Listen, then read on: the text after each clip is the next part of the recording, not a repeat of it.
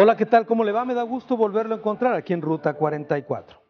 En México, las niñas, los niños y los adolescentes sufren diversos tipos de violencia. La violencia en casa, llamada violencia intrafamiliar. La llamada violencia institucional, debido a un marco legal deficiente o también omisiones de parte de las autoridades que no hacen bien su trabajo. O la violencia simple y llana que ocurre en las calles. Este es el tema que tocaremos hoy aquí en Ruta 44, la violencia con los distintos rostros hacia nuestros niños.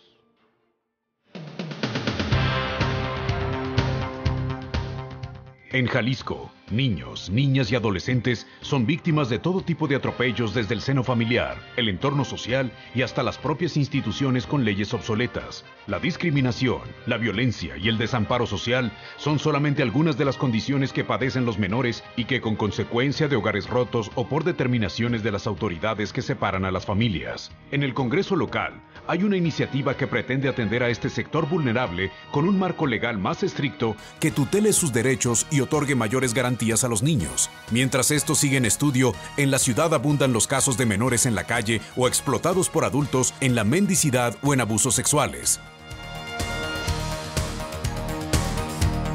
Es un tema bastante delicado el que tocaremos hoy aquí en Ruta 44. Saludo con mucho gusto a la diputada Berta Yolanda Rodríguez Ramírez, diputada del PRI, quien precisamente es impulsora de una iniciativa de la cual vamos a hablar en este programa. Berta, bienvenida. Muchas gracias, me da mucho gusto estar aquí en Canal 44 y sobre todo saludar a todos los que nos ven en Los Ángeles y en diferentes partes del estado. Muy bien. A ver, diputada, este tema es un asunto realmente delicado, lo que están enfrentando nuestros niños, no solamente en las calles, sino también incluso hasta en el hogar. Sí, fíjate que es muy importante trabajar con todos estos temas que beneficien los derechos de las niñas, niños y adolescentes. Y como bien lo señalas, tiene diferentes rostros la violencia hacia las niñas y adolescentes en el estado. ¿Tenemos algún tipo de radiografía para saber dónde estamos parados en torno a este problema? Fíjate, Carlos, que yo creo que es muy importante el trabajo que está haciendo ahorita el gobierno actual. ¿Puedes creer tú que en el estado de Jalisco desde el 2003 no hay un diagnóstico sobre la situación, sobre los problemas que viven los niños y niñas en el estado de Jalisco? 12 años sin un diagnóstico. Es correcto. Y esto hace que las políticas públicas no necesariamente respondan a solucionar problemas determinados en diferentes regiones, diferentes problemas. Por eso es muy importante el diagnóstico que se tiene que tener desde el gobierno del estado para hacer políticas públicas específicas a favor de los derechos de las niñas, niños y adolescentes. Porque no es lo mismo los derechos violentados en las ciudades como los que ocurre en el interior del estado, en las zonas rurales, por ejemplo. Es correcto, inclusive hay algún tipo de delitos que se cometen contra niñas y niños que se dan más en algunas regiones que en otras. Por ejemplo, hablar de la trata de personas, bueno, hay, de acuerdo a algunos estudios de CEIDAS, hay ese fenómeno, independientemente que se pueda dar en cualquier municipio del estado, hay zonas focalizadas, como en este caso la zona metropolitana, Guadalajara y Puerto Vallarta.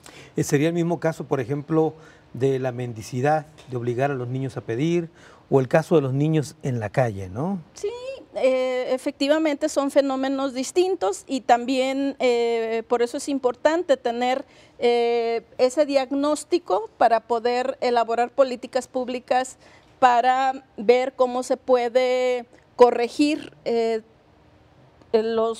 sobre todo ese tipo de violencia que afecta a niños y niñas. A ver, ¿y qué hacen los diputados para poder legislar si no hay un diagnóstico, digamos, actualizado de lo que ocurre en Jalisco? Mira, yo creo que la primera cosa que hacemos es desde el inicio, es así como poner los puntos sobre las íes. ¿Cómo está la situación y qué es lo que estamos viendo nosotros?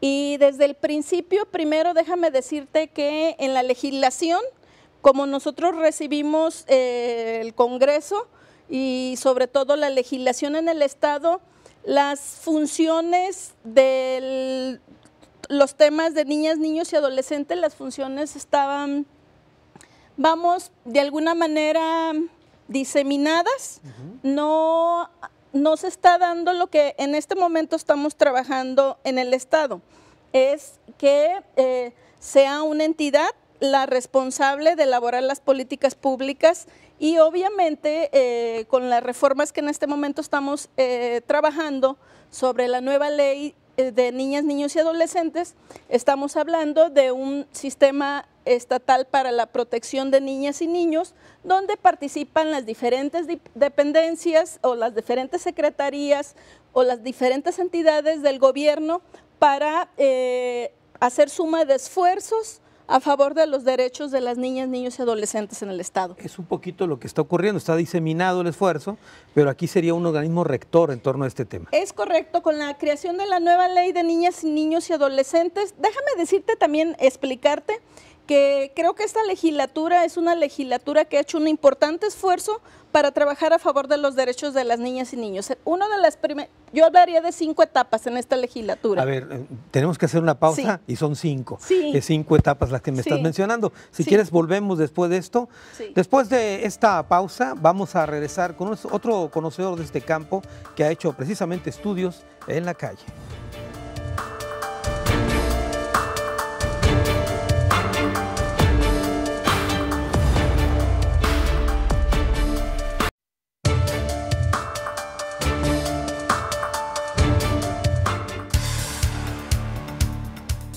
Aunque es difícil contabilizarlos, un estudio del Departamento de Desarrollo Social de la UDG contabilizó cerca de 800 menores que viven o laboran en las calles de la ciudad, principalmente en el centro o en colonias como Analco, San Juan de Dios, Obregón y Ferrocarril. Y precisamente nos acompaña el jefe de este Departamento de Desarrollo Social, Ricardo Fletes Corona. Ricardo, bienvenido. No, al contrario, muchas gracias. Con el gusto de estar aquí contigo. El problema de los niños en la calle es lo que han ustedes investigado a profundidad. ¿Qué tan grave es este problema? Pues es en realidad muy grave, sobre todo en la medida que es apenas tal cual la punta del iceberg de un enorme problema social, es decir, de unas causas históricas y sociales que son y que están en la génesis de este problema social, no solo grave, gravísimo para el presente de la infancia y para el futuro de la infancia como tal y de la sociedad como un cuerpo humano, digamos, integral. Para que a la gente le quede claro este fenómeno, Ricardo, en ocasiones escuchamos que dicen que hay niños de la calle o niños en la calle. ¿A qué se refiere esto? Sí, es una diferencia que hace referencia básicamente al tiempo que permanecen en la calle y así tienen familia o no. Para decirlo muy claro, el niño de la calle es aquel que ha roto con los lazos familiares, vive, duerme y su vida la hace y sobre todo su referencia es la calle, el mundo de la calle, con todo lo que eso significa. Claro. Y el niño en la calle generalmente vive con su familia o con la mamá, porque los hombres somos como muy ausentes, el padre de familia está ausente y realiza actividades en la calle precisamente para sobrevivir, como pedir limosna, vender chicles, etcétera, etcétera, y generalmente estudia también, y aunque con bajo rendimiento escolar, pero por las condiciones mismas de trabajar en la calle. A ver, ya sea en la calle o de la calle, el niño no deja de ser una situación de violencia en contra de los menores. Por supuesto, es lo que le llamamos, en ese caso particular, de una violencia estructural, es decir, que obedece a la forma en que está diseñada nuestro sistema social y que sobre todo las omisiones, es decir, lo que se deja de hacer de parte, sí de gobierno, pero sobre todo de la sociedad en su conjunto, repercute y en la presencia y hace que emerjan estos niños y salgan a la calle a sobrevivir. ¿A qué se enfrentan en la calle? ¿A qué se dedican? ¿Qué es lo que hacen afuera? Híjole, pues todos, en realidad todos se enfrentan. Yo digo que la calle es una manera de decirlo que es como la ley de la selva, ¿no? Es decir, y eso es un fenómeno mucho más contemporáneo que antes. Creo que si recordamos unos 50 años, 40 años atrás, la calle era todavía un espacio, sí, de ciertos riesgos, pero que había mucha gente que te protegía, ¿no? Encontrabas a un niño por ahí en la calle caminando, deambulando o vendiendo, haciendo alguna actividad y alguien se hacía cargo de él o de alguna manera se le protegía, ¿no? Hoy no, hoy poco nos interesa. Digamos, hay una ideología del individualismo en la sociedad contemporánea en donde, pues más bien como que es el problema de ese niño, de su familia, o del DIF, o de alguien más, pero no es el problema mío. cuando en realidad es el problema de toda la sociedad. Sobre todo repercute eso. Y yo creo que ese problema se ve mucho cuando el niño se ve expuesto al consumo de drogas, a la explotación sexual, al abuso de todo tipo, y sobre todo eso afecta el futuro de su vida y su desarrollo integral. Entonces me parece que enfrentar eso en las condiciones de infancia es pues yo diría hasta un acto de crueldad y una omisión muy fuerte que habla mucho del tipo de sociedad que somos. Hace un momento escuchamos algunas estadísticas que son simples referencias porque dijimos que es difícil llevar digamos, una estadística confiable. Pero ¿qué han encontrado ustedes en estos estudios que han hecho en la calle? Sí, fíjate, yo he estado ahí, bueno, algunos años para acá haciendo estudios y me acuerdo que a fines del 85, 86 hicimos un primer trabajo en la zona centro de Guadalajara y el porcentaje de niñas que estaban trabajando o viviendo en la calle era apenas el 5%, apenas llegaba al 5%. Hoy en día, digamos, el año 2013-2014, realizamos un trabajo para DIF Jalisco y DIF Guadalajara y ese porcentaje de niñas incorporadas al mundo de la calle es del 32%. No es una estadística, digamos, no es un censo, en un conteo que realizamos, pero ese nos va marcando la diferencia que hay y el incremento en niñas, es decir, la población femenina en el mundo de la calle, y las niñas evidentemente son más vulnerables a cualquier tipo de explotación. Cuando dices el 32% es 3 de cada 10 son niñas, así. Sí, dicho en otras palabras, sí, 3 de cada 10 personas que están en la calle, menores de edad, son niñas. En la calle y de la calle. En y de la calle, sí. De acuerdo. Sí. Ahora, en esos estudios que han realizado, ¿a qué se dedican la gente que está en la calle? Básicamente a vender, lo que más predomina, digamos como en un 60%, es la venta de algún artículo, chicles, papitas, dulces, etcétera, junto con la de limpiar parabrisas. Esas dos son las actividades principales que están evidentes en la calle. Hay otro submundo, digamos, que no corresponde exactamente al de la calle, pero es el trabajo doméstico en talleres, el trabajo infantil en el campo, los menores migrantes, etcétera. Pero para centrarnos en el mundo de la calle, sí, esas son las actividades que realizan. Bueno, esa es una, pero hay otras, sí, digamos que nocturnas o de otro tipo, sí, que se dedican a otro tipo de situaciones de explotación incluso. Sí, uno lo puede ver desgraciadamente en la ciudad, pues en el Parque Morelos, aquí en una zona céntrica de la ciudad, y ese foco, ese lugar que se ve convertido, es un foco, digamos, rojo en este sentido. Parece que se ha expandido en muchas zonas de Guadalajara, pero también en las zonas donde venden bebidas alcohólicas en las salidas, en los accesos de la ciudad hacia la ciudad de Guadalajara, es decir, expandido en toda la zona metropolitana. Hay una preferencia por contratar o acercar a niñas es decir, menores de 18 años, para que estén trabajando en esos lugares como meseras o francamente en labores de prostitución. Y eso es un tema que todavía no se ha podido investigar. No es tan fácil investigarlo, obviamente que hay intereses ahí que no quieren que se vea este fenómeno, pero hay un problema muy serio ahí que no se está atacando de la manera que debería. Muy bien, Ricardo. Vamos a regresar contigo en un momento más. Tengo que hacer otra pausa. Después de la misma platicaré con un representante de una organización que tiene años y años luchando en contra de este tipo de situaciones, en contra de menores.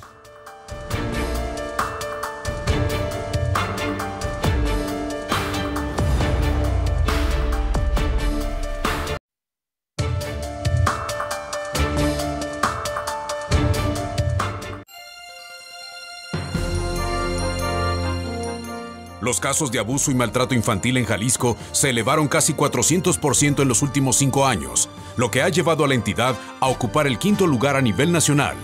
México ocupa el primer lugar en violencia física, abuso sexual y homicidios en menores de 14 años de entre los 333 países miembros de la Organización para la Cooperación y el Desarrollo Económico. Son terribles definitivamente estas cifras que le estamos presentando. Saludo con mucho gusto a Yuri Márquez, él es secretario de la Fundación FIND, esta agrupación que tiene muchos años precisamente atendiendo este problema de niños robados, desaparecidos y de alguna manera también violentados. Yuri, bienvenido.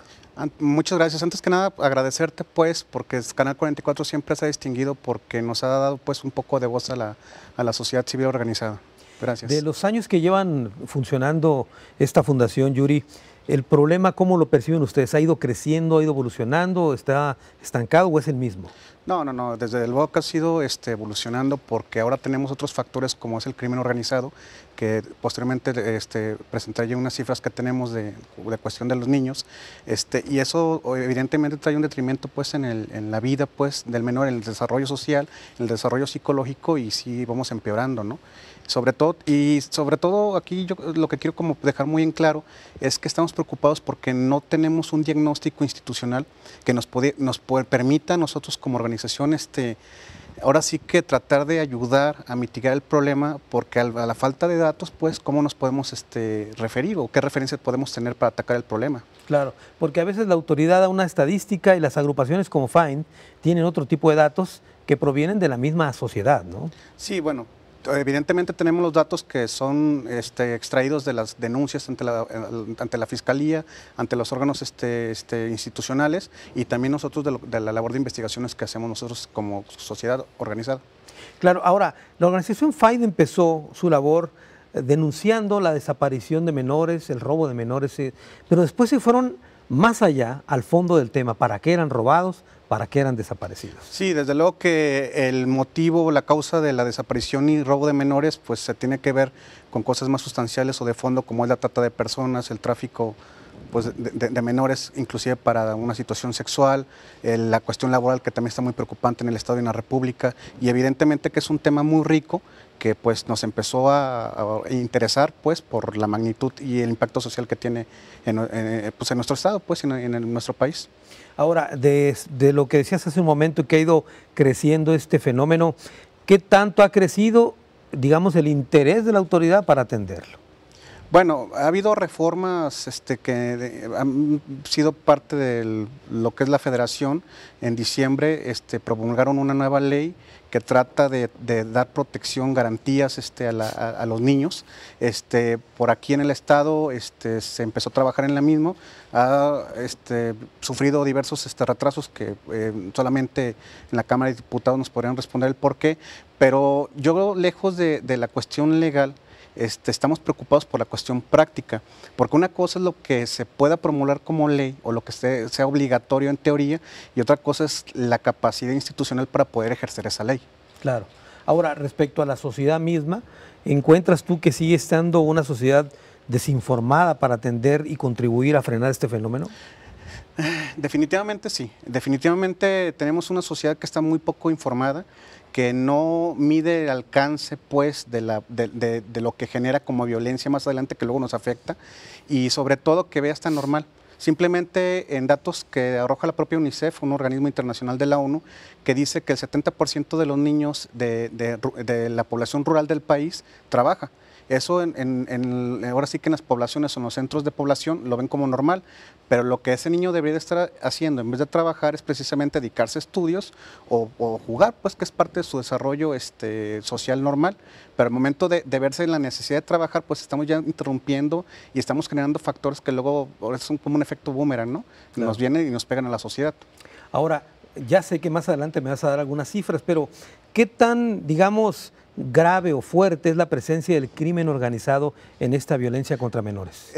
Nosotros tenemos los datos de la UNICEF, que es el que la verdad ha sido el único estudio serio que tenemos a la mano como sociedad civil, y simplemente de lo que fue el 2005 al 2011, pues hay 32,000, un poquito más de 32,000 niños muertos en hechos de delincuencia organizada. Eso te habla pues que es un porcentaje importante y que tiene un impacto social grandísimo. ¿Pero qué tipo de delitos en particular fueron los que llevaron a la muerte a esos menores? Bueno, son crímenes violentos, crímenes relacionados con las propias bandas de narcotráfico, crímenes con situaciones de explotación sexual. Es muy amplio, pues. El estudio solamente arroja lo que viene siendo las muertes, que emergen pues de los propios cifras oficiales. De acuerdo. Pero existe también otro tipo de violencia que tiene que ver con la trata de blancas, por ejemplo. Sí. Esos datos, estamos hablando... Desgraciadamente es muy poco fiable porque no hay un estudio profundo en esa situación y no tenemos datos porque carecemos de ellos institucionalmente como para decírtelos es esto, pero es una parte muy importante de la población. para que la gente que nos está viendo le quede claro, ¿qué tan distintas son las cifras, por ejemplo, que maneja la autoridad con respecto a la que ustedes están, digamos, haciendo públicas? Porque la autoridad habla que hay 2.000 desaparecidos y ustedes tienen otro tipo de estadísticas, por ejemplo. Bueno, pues está la propia diferencia, ¿no? O sea, la estadística que maneja la UNICEF, que insisto, es un órgano internacional que hizo un estudio profundo, marca cerca de 32,000 víctimas pues, de violencia menores. Víctimas fatales. Así es, fatales. Y la autoridad pues no maneja eso, maneja cerca de 5,000, entonces pues sí hay una disparidad media grande de eso. ¿Tan solo en México es eso? Sí, en México nada más. Muy bien. Yuri, vamos a regresar contigo más adelante. Hemos escuchado la opinión de 3 conocedores de este tema. Después de la pausa, nuestro tradicional cruce de caminos aquí en Ruta 44.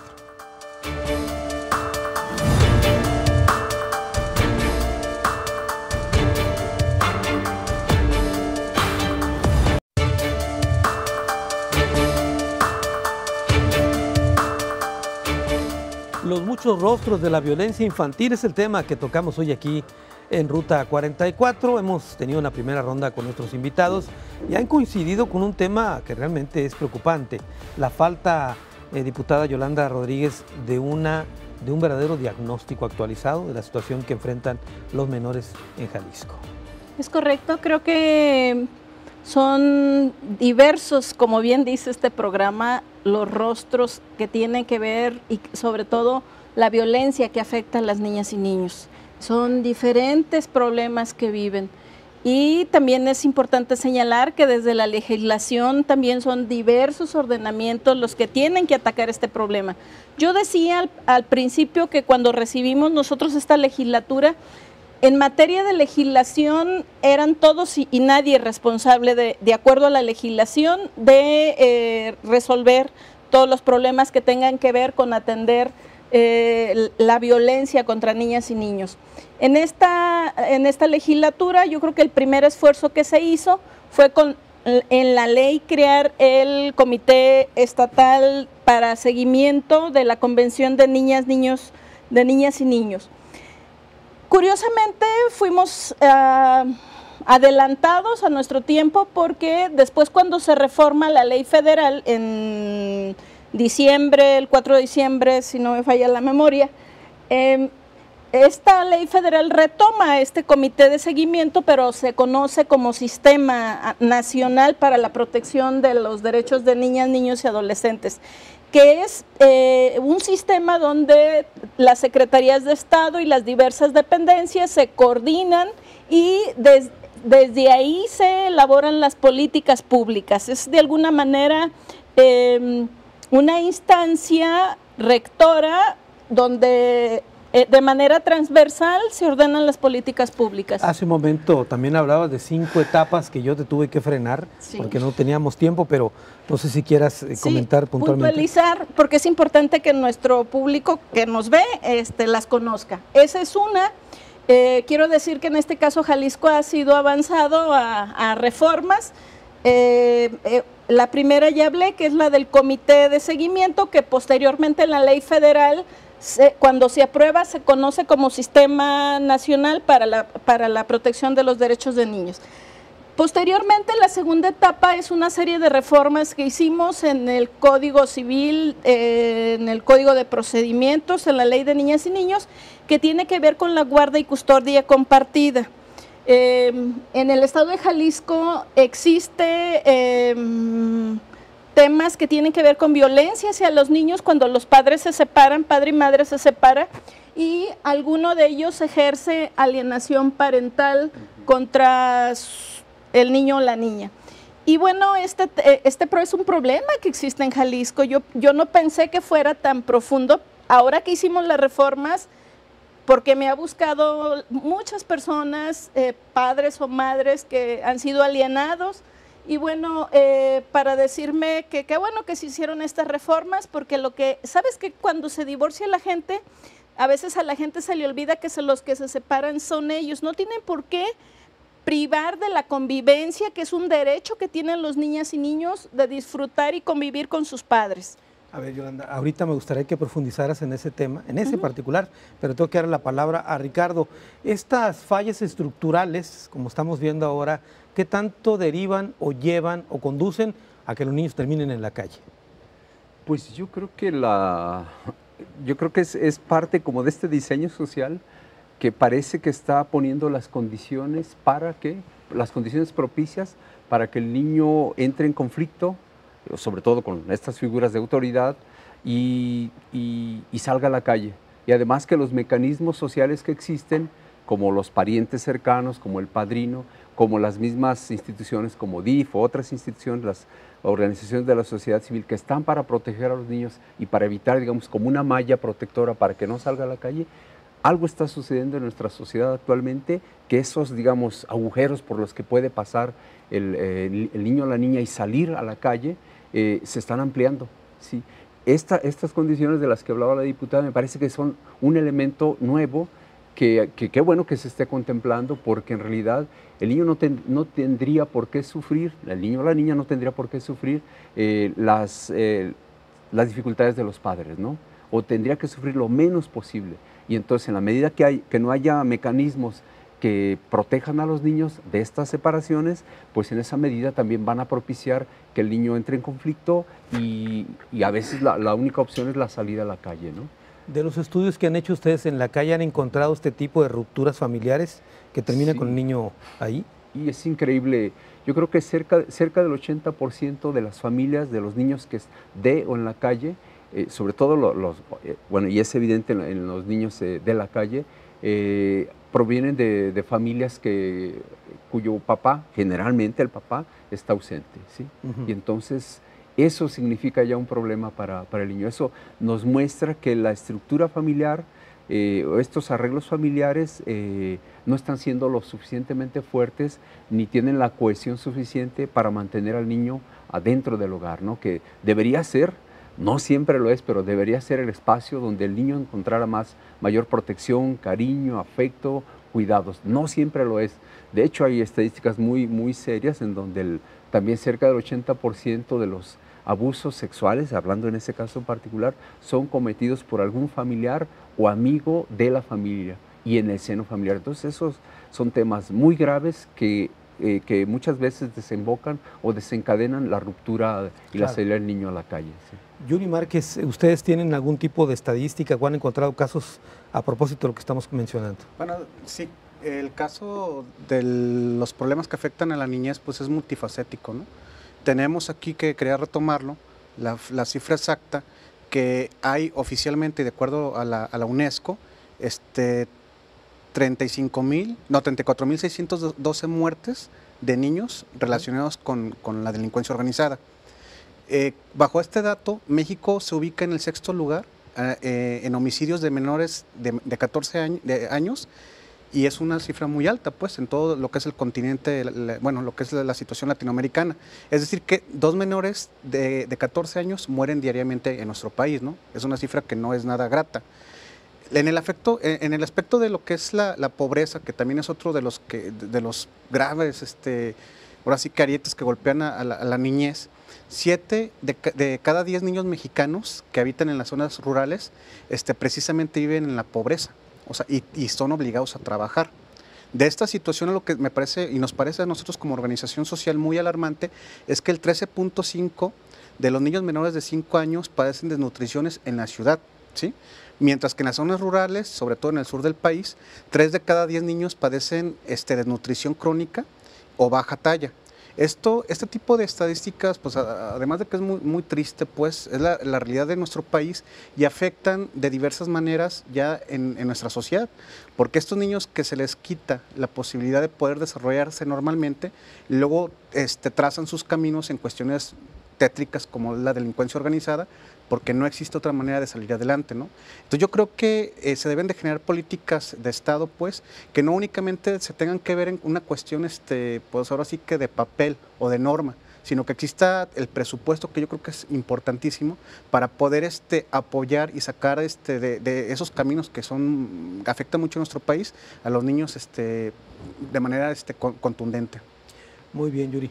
Tengo que hacer una pausa, regresamos con más del tema y sobre todo para que Yolanda nos profundice sobre este aspecto que le pedí, esta ruptura de una pareja, lo que afecta a los menores.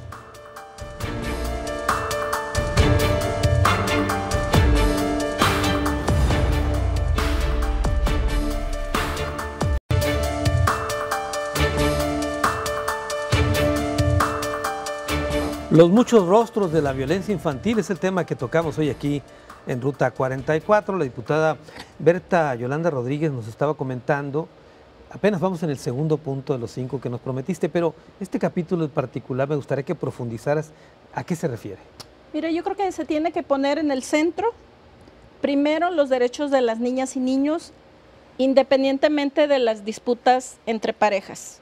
Más allá de que se vivieron juntos o es una pareja que vivió juntos o están a punto de separarse, el tema es que primero tienen que pensar en el interés superior de la niñez.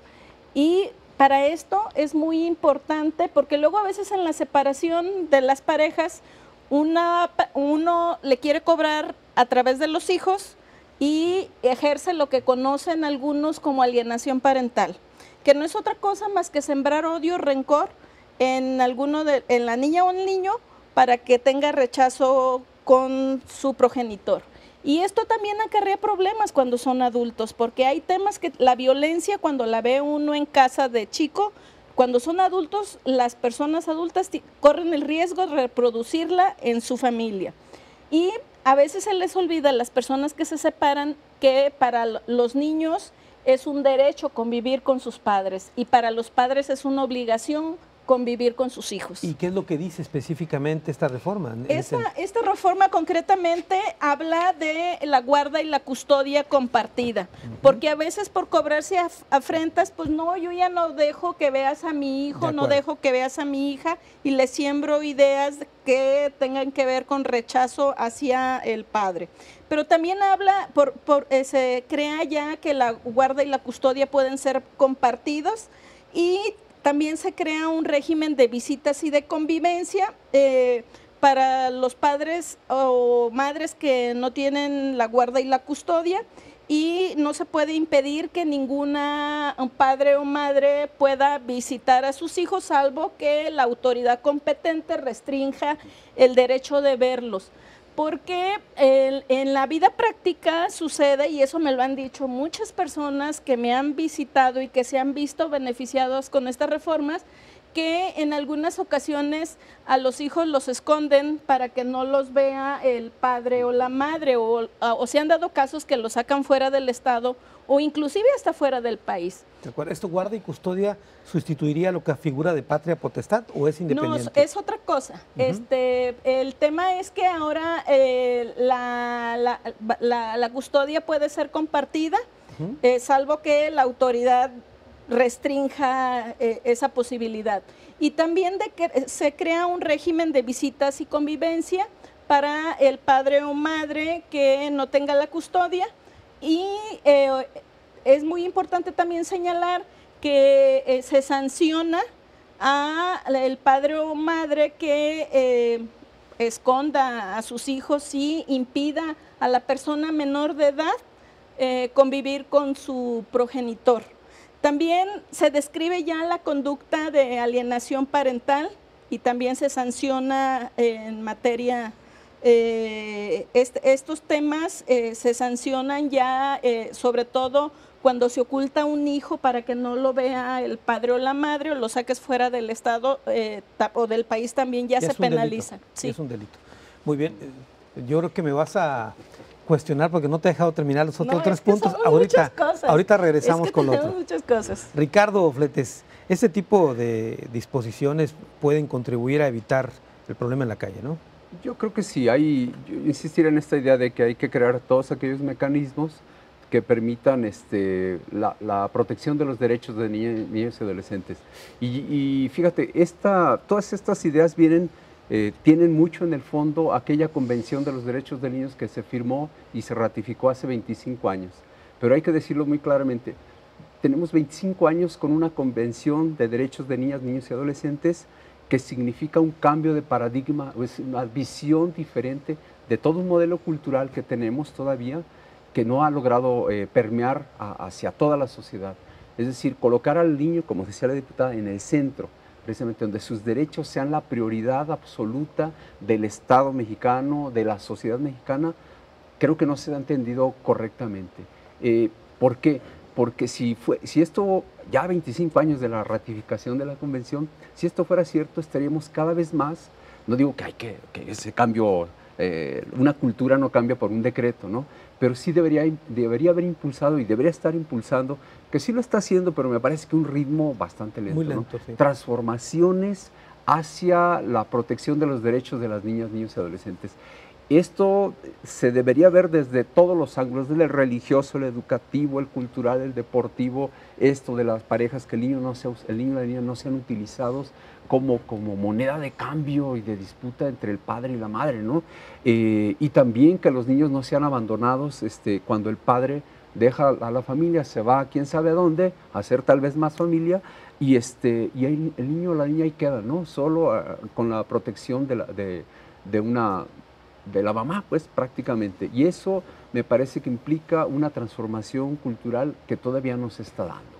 ¿Sí? Me imagino que en México no ha de ser tan grave el tema cultural como ocurre en Asia o en la India, etcétera, con el tema de los menores.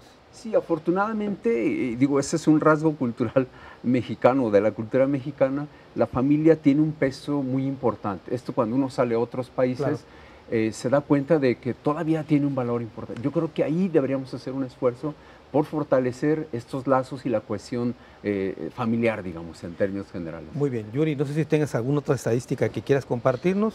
Sí, lo que es la violencia psicológica es otro de los graves problemas que afecta pues a la niñez en nuestro país. Siguiendo pues el estudio que hizo la UNICEF, la misma estima que el 62% de los niños ha sufrido maltrato en algún momento de sus vidas. Eso es un porcentaje muy alto. También comenta algo que ahorita sí me gustaría también tocarlo, que el 10.1% de los estudiantes han padecido algún tipo de agresión física o emocional en la escuela, el famoso bullying, ¿no? El famoso bullying. Y aquí nosotros como organización social sí tenemos que aplaudir. Por ahí hace un par de meses una resolución que tuvo la Suprema Corte de Justicia de la Nación con respecto a una demanda que interpusieron unos padres de familia con respecto a la omisión de la escuela porque le estaban aplicando bullying a su hijo, y la Suprema Corte de Justicia de la Nación determinó valientemente, la verdad, que sí, que precisamente las escuelas o las instituciones públicas sí tienen obligación de poder contrarrestar, y el hecho de que exista ese tipo de conductas que desde luego agravan mucho el desarrollo emocional de un menor, debe de ser motivo de una reparación de un daño, pues. Y sí, hace poco, creo que fue de $500,000 que condenó la Suprema Corte de Justicia a una escuela en donde dijo, ¿sabes qué? Se acreditó que fue tu omisión, porque el menor estuvo quejándose con la maestra, no le hacía caso porque el problema también de muchos de los maestros es de que consideran que eso no es algo normal o es algo que se va a pasar con el tiempo, y bueno, ya tenemos el antecedente jurídico histórico de que ya debe de castigarse este tipo de conductas. De acuerdo.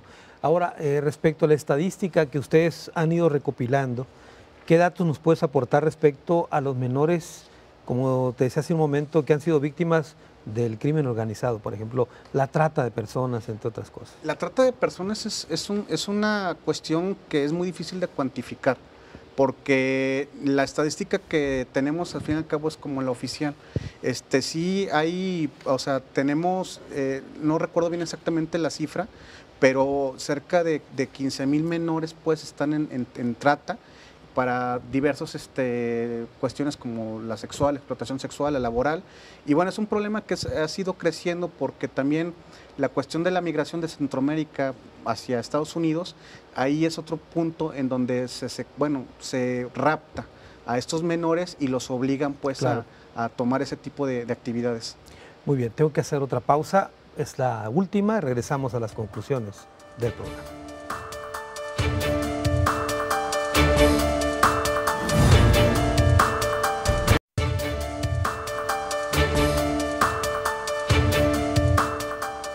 Los muchos rostros de la violencia infantil es el tema que tocamos hoy aquí en Ruta 44. Estamos llegando a la parte final. Realmente es un tema muy amplio, con muchas aristas y tenemos muy poco tiempo. Tus conclusiones, diputada Berta Yolanda Rodríguez. Yo creo que el tema que tiene que ver con los derechos de niñas, niños y adolescentes es un tema que se han hecho esfuerzos importantes, pero todavía hace falta mucho que hacer. Uno de ellos es, uno de los retos que tiene pendiente los avances a favor de los niños y niñas, tiene que ver con presupuesto público para operar la nueva ley que estamos creando de las niñas, niños y adolescentes. Tiene que ver con revisar todas las atribuciones que en esta nueva ley se van a crear para proteger realmente los derechos de las niñas y niños. Y bueno, creo que una de las cosas que también tenemos que trabajar es el cambio de la cultura. No nada más se trata de legislación, no nada más se trata de acciones por parte del gobierno, también tenemos que impulsar y generar una nueva cultura donde se ponga en el centro de los derechos de las niñas y niños, donde con estas reformas también va a haber un cambio de paradigma en el derecho familiar y tiene que ver con generar una niñez más participativa. Y es importante también uno de los temas que aprobamos en estas reformas que tiene que ver con los deberes de crianza. Estas reformas en estos deberes de crianza son como algunos criterios orientadores que deben de contener. Nos quejamos mucho fuera de la corrupción y de una sociedad que no tiene valores, pero los valores empiezan en casa y por eso es importante los deberes de crianza que se deben de observar en la educación de los hijos e hijas, y es importante apostarle al cambio de la cultura y que se tome en cuenta que los niños y niños son personas menores de edad. ¿Esos deberes de crianza están dentro de este marco legal? Sí, es correcto. Esa es una de las reformas que hicimos ya, que tu servidora en esta legislatura. Muy bien, gracias, diputada. A la... Ricardo Fletes, tus conclusiones.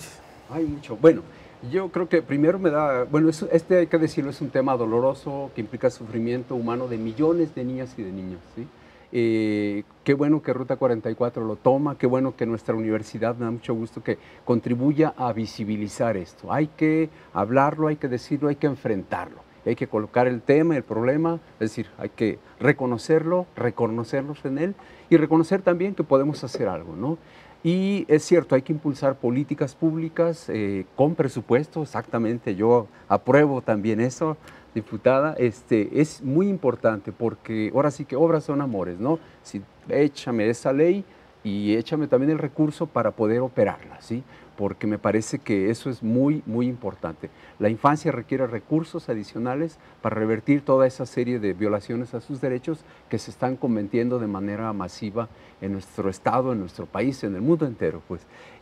Ahora, yo creo que hay que también establecer mecanismos, hay que ir creando mecanismos de participación de la infancia en los distintos ámbitos de la sociedad. Por ejemplo, la reforma educativa que me parece, bueno, según el señor presidente Peña Nieto, lo ha manifestado como uno de los ejes vertebrales de las reformas estructurales que se han dado, debería contemplar, no lo hizo en este momento, pero yo creo que se deben contemplar los mecanismos para que en el sistema educativo mexicano se contemple la participación y la opinión de los niños y niñas, porque ese es un ámbito que les compete y que tienen derecho a opinar sobre el mismo. Entonces, parece que ahí está un tema bien interesante en el cual podríamos impulsar esa serie de mecanismos desde los distintos espacios sociales, ¿no? Las organizaciones civiles, el propio sistema educativo y la sociedad en general, la sociedad de padres de familia, digamos. Yo creo que eso nos llevará cada vez más a impulsar y a reconocer acciones y consolidar prácticas en las cuales el niño también se vaya desarrollando y vaya creciendo, se vaya criando y creando, por así decirlo, en una cultura diferente, en donde su participación no solo sea de vestirlo así bonito y que salga y que haga una declamación, que eso es muy padre, pero que participe efectivamente y su opinión no solo sea escuchada, sino que forme parte de mecanismos para modificar y mejorar muchos de los ámbitos en los cuales él participa y por derecho le corresponde opinar y que esa opinión sea tomada en cuenta para la elaboración de políticas públicas. No es ningún tema menor, eso es un tema muy importante en el cual hay que seguir avanzando. Muy bien, gracias Ricardo. Yuri Márquez. Bueno, yo creo que la sociedad civil organizada tiene que seguir vigilando pues, los problemas de la niñez, debe de seguir poniendo el dedo en la llaga porque como lo comentaron anteriormente es un tema doloroso pero es una realidad que no podemos negar. Negarla sería llevar a nuestro país al suicidio porque esto es un efecto boomerang, los niños van a ser los adultos del mañana y nos afecta desde luego a toda la sociedad. El tema de la niñez es un tema que ha sido ignorada, no sé si por el temor de tocar una situación muy sensible en nuestra propia sociedad. Últimamente ha habido mecanismos de reformas que seguimos esperando, que no se han aplicado todavía, pero el tema también de lo práctico, del ejercitar esas reformas es muy importante.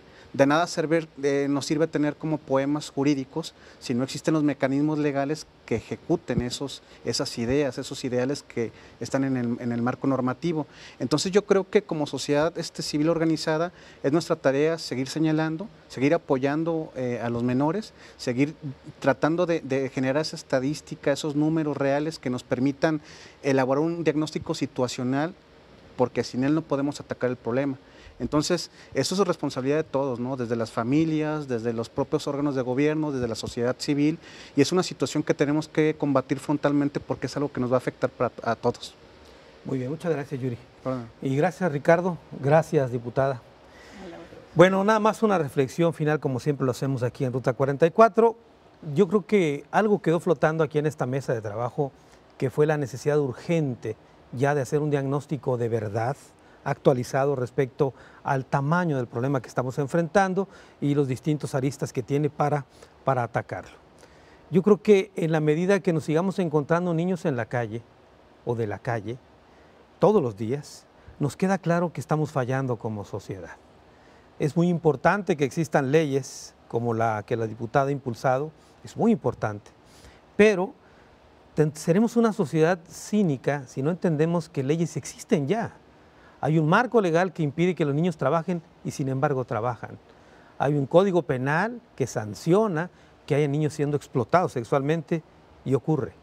Hay un marco legal que impide que extorsionen a menores y ocurre. Es decir, independientemente del marco legal que los impulsa, insisto que es bueno, hay otro que ya existe y no lo estamos aplicando. Por eso digo, caminamos a ser una sociedad cínica. Y sobre todo, lo que decía hace un momento Ricardo, es importante que los niños se vean. No están ahí porque llegaron con la familia, hay que ignorarlos.